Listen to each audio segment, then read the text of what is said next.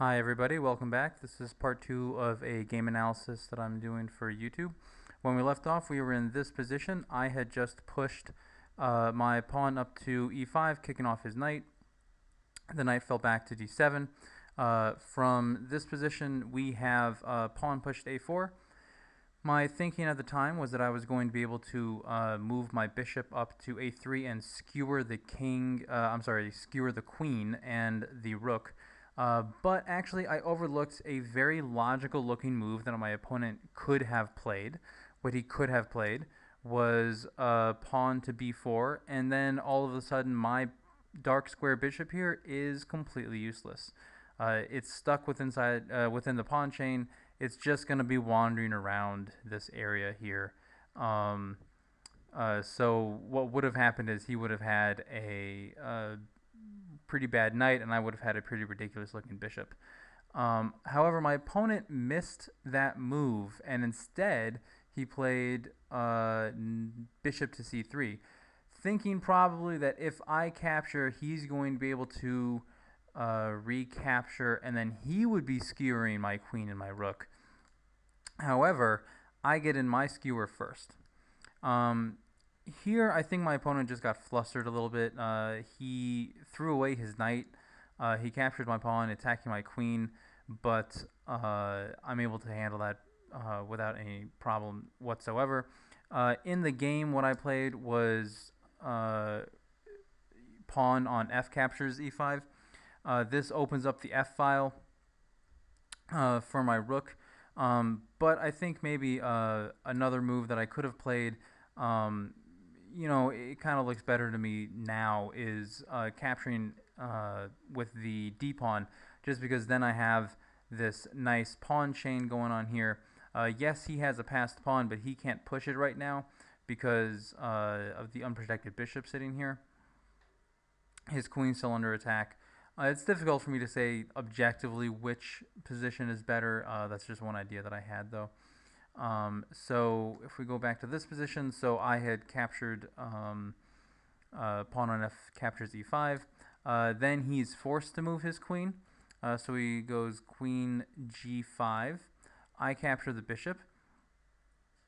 And instead of capturing my bishop right away, my opponent decides to capture on a4, and I can't move this bishop right just yet, because if I do, I am going to get skewered, and that beautiful tactic that I just had is going to amount to a whole lot of nothing. So what I'm forced to do is recapture, and this is guarding the b5 square so that I can't get skewered. At this point, my opponent still doesn't capture the bishop. I don't know exactly why. Maybe he didn't want to capture with his king and then be open to a check or something. I don't know exactly why. Instead, what he does is he pushes his pawn to a5, and now I'm able to save the bishop.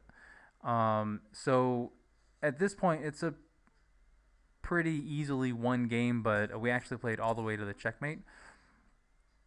Play continued as followed. He played bishop to b7. What he's hoping to do is skewer my queen and rook all the same.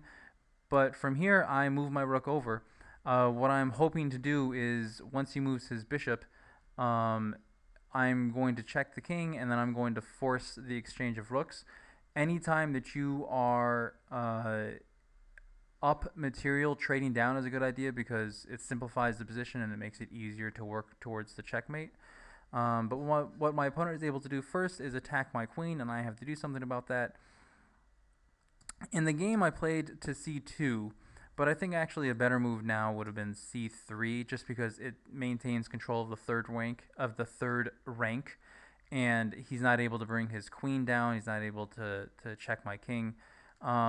But in the game, no, sorry. In the game, I played queen to c2. He checks.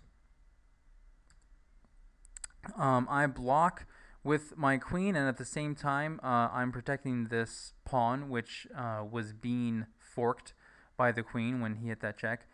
At this point, if I was black and I was still fighting on, I would have fallen back. I would not have taken the queen trade. Again, for the reason that simplifying the position is not what you want to do when you're down material. You want to keep as many pieces on the board as possible. But what my opponent does here is he captures, I capture back. We've exchanged off the queens. Um, he decides to attack my bishop, but I just go ahead with the plan that I had mentioned before, and I hit a check, force the exchange of rooks, and from this position, this is my game to lose.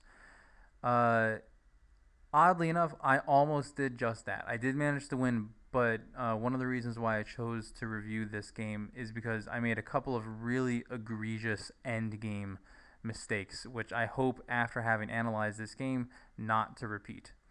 So play continued from here. He pushed the pawn to g5, I guess trying to march down with his kingside pawn since all the other pawns are locked up. I move my queen over, attacking the bishop. He pulls the bishop back. I push up to h3. He pushes to h5. And from here, I make my first big endgame mistake. What I do is I play rook to c1. What I'm thinking of doing is grabbing this pawn, having a passed pawn on the a file one game. Except that what I should have done before that is lock up the position with h4. And there are two things that can happen after I play this move. He either captures, I recapture, the king side is completely locked up, no progress is going to be able to be made. Once I get my king to f4, this king is not going to be able to come down any farther than just these few squares. He's too far away on the from the queen side to be able to do anything. For example, I capture, he starts moving his king over, but as you can see, I'm still able to get the passed pawn. He attacks my bishop. I protect. He falls back. I check. He captures. I promote. Game over. That's just one variation. That would have been pretty good. One more thing is, say that he decides not to capture and just push his pawn past. This is, again, totally workable.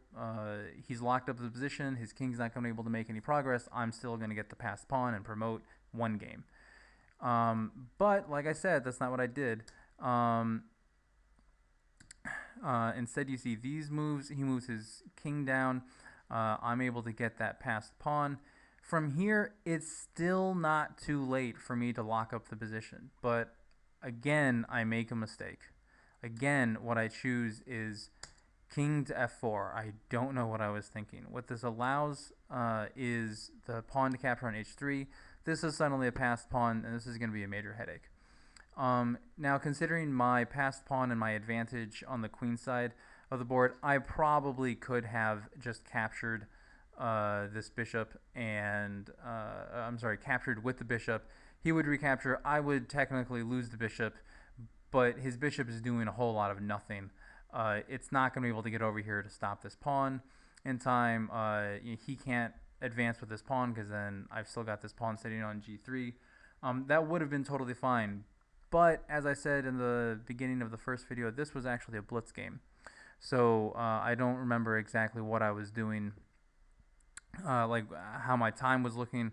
So instead of seeing that I would be fine capturing, I instead just pulled the bishop back. Now what this is doing is guarding h1 so that if the pawn promotes, I'm able to recapture. But of course, after he pushes the pawn, I bring the rook over, thinking that I've got to get this rook over here in order to stop the pawn. He tries to knock my bishop off of that diagonal, and if he is able to succeed, I'm in a lot of trouble because all of a sudden he has a queen. I think a better move, well, what I did in the game was I played this move. Again, flustered, not really thinking very clearly. Obviously, he's able to capture my bishop. This is what happened in the game. He captured. I pushed forward. I'm throwing away this pawn, but at the same time, I'm able to get my king back here in time to where he captures my bishop. I capture the passed pawn, and I nullify that threat. He captures my pawn.